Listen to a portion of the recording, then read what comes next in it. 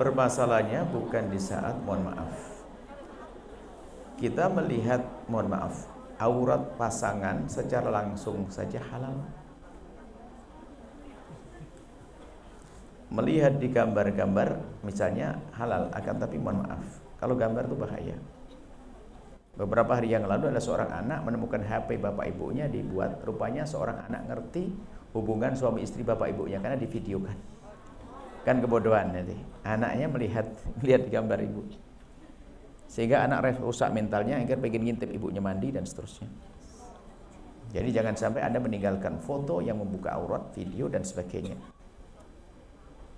Apalagi mohon maaf, tak tahu aja video call di save sama pasangannya, tak tahu aja tertinggal di mana. Nah, sekarang bermasalahnya bukan di saat kita melihat aurat pasangan. Selagi itu pasangan kita adalah sah kita melihat auratnya.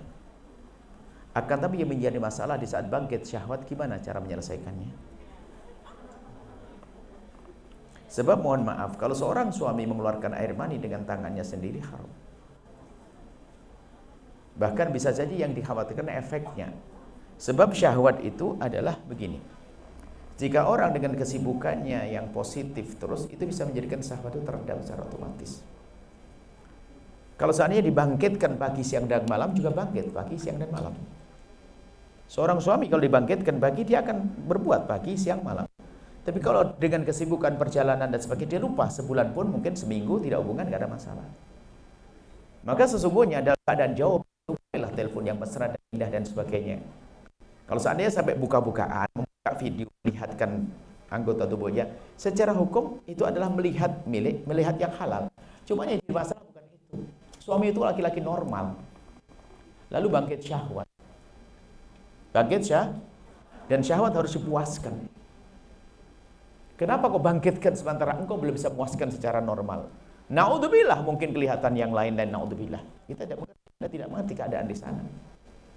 Akan tapi sah kalau melihat saja sah. Cuma yang dipermasalahkan adalah akibatnya setelah itu. Sampai mohon maaf, akhirnya mungkin dia cari kepuasan dengan tangannya sendiri dan sebagainya. Karena dia masih punya iman daripada perempuan yang lain dengan tangan sendiri. Mungkin menurut dia adalah dosanya di zina. Akhirnya ngentengkan. Sehingga mungkin hobinya seperti itu. Pesawat mungkin bisa setiap hari.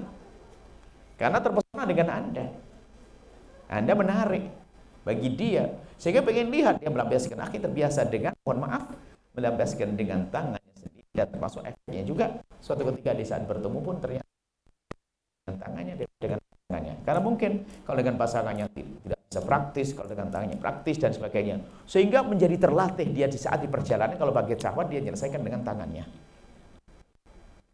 Dan itu adalah, ini pengakuan sebagian laki-laki betul juga begitu. Karena apa? Karena syahwat saya sudah terbangkit, saya mohon maaf, saat melihat milik istri saya langsung, itu beda. Di saat di video kok terasa berbeda-beda. Sehingga membangkit syahwat, hayalan saya kembang.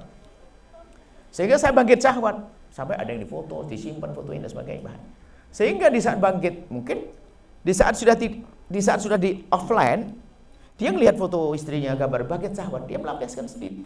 Akhirnya biasa dengan diri. Kemudian berkembang setelah itu apa?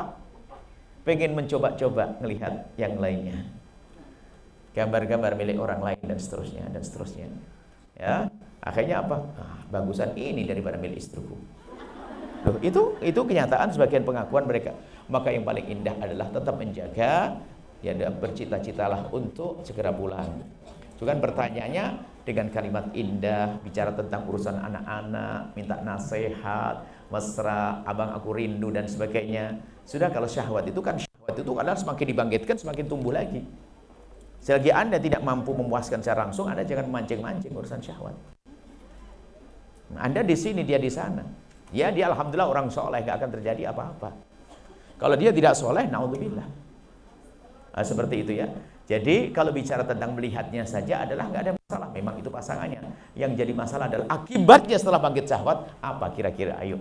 Itu harus kita perhatikan. Orang bangkit syahwat itu mudah ditepis dengan wudhu dan sholat atau apa. Bangkit syahwat. Kalau syahwatnya syahwat yang datang sendiri. Tapi kalau syahwatnya syahwat diundang, mau diusir gimana? Dia ngintip-ngintip gambar. lihat-lihat, mau diundang, mau diusir, nggak bisa datang lagi. Jadi syahwat itu, jadi orang itu dengan kebiasaan, dengan kesibukan, dan ini akan lupa itu semuanya. Maka lebih baik suami Anda ajari untuk tenang jiwanya dengan mendidik anak, dengan zikir, kumpul dengan ulama, kesibukan semacam itu. Jangan dipancing-pancing urusan syahwat selagi Anda tidak bisa memenuhinya. Khawatir apa? Terbiasaan bangkit syahwat setiap saat, sementara dia belum punya pelampiasan yang halal. Yang halal jauh. Ya, seperti itu ya. Nah, hati-hati dalam hal yang demikian ini. Kalaupun Anda pernah dengar fatwa para ulama, katanya sih, masa ada boleh kita hubungan suami istri dengan cara membangkitkan syahwat dengan cara nonton film kotor. Itu paling bahayanya fatwa. Sehingga suamimu bangkit syahwat bukan karena dirimu, tapi karena gambar. Dan itu sebetulnya akan menjadikan hayalannya adalah wah di sana. Yang dicari di alam hayal. Sehingga apa merendahkan? Suami istriku kayak begitu. Tidak seperti yang aku lihat. Akhirnya terendahkan. Tapi orang yang hebat beriman lihat ghaddul basar. Selagi bukan yang halal tidak boleh aku lihat, biarpun digambar, maka dengan pasangannya akan semakin indah, semakin indah, semakin indah. Itulah pendidikan Islam. Dan kalian pun sendiri secara pribadi merasa kok. Di saat Anda dengan kesibukan dan sebagainya, Anda tidak pikir tentang syahwat. Tapi di saat Anda terus hari ini pagi bicara syahwat, besok juga video callan syahwat, besok lagi syahwat, terus bangkit tidak ada ujung-ujungnya.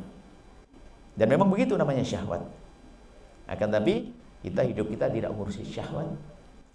Dan bukan untuk membangkitkan syahwat, akan tapi pernikahan diadakan adalah jika ada syahwat kita punya penyaluran yang halal. Bukan hidup syahwat, minum jamu-jamu, obat segala macam. Hidupnya mencari syahwat, bukan mencari syahwat. Ya, insya Allah seperti itu. Hati-hati untuk orang yang demikian itu, termasuk gambar-gambar tidak diperkenankan. Kalian jangan biasa melihat. Kalian kalau melihat merugikan dirimu. Contoh, biasa melihat, mohon maaf, sudah punya suami, melihat gambar laki-laki perkasa, model begini dan sebagainya. Itu yang runtuh mentalmu. Sehingga apa? Suamiku cuma begitu. Bahaya sekali. Sehingga apa? Dia nggak rindu lagi. Kalau hubungan suami istri, dia mencari yang dihayal aja, tidak indah. Makanya para psikolog pun mengatakan mentalnya yang rusak, otaknya. Kepalanya manusia, otaknya adalah syaitan. Sehingga dia tidak akan puas dengan pasangannya, selalu mencari yang tidak ada. Seandainya, sampai mohon maaf kalau sudah mentalnya rusak, lihat, nggak pandang. Setiap melihat perempuan baru, dia ada terlintas, mungkin ada yang unik baginya. Ada sisi lain. Mungkin dia hitam, putih, ini dia pengen macam-macam, sampai syahwat kepada ibunya, syahwat kepada anaknya, gara-gara tontonan. Naudzubillah. Setelah Anda menyaksikan video ini, jangan lupa berselawat kepada baginda Nabi Muhammad sallallahu alaihi wa alihi wa sahbihi wasallam.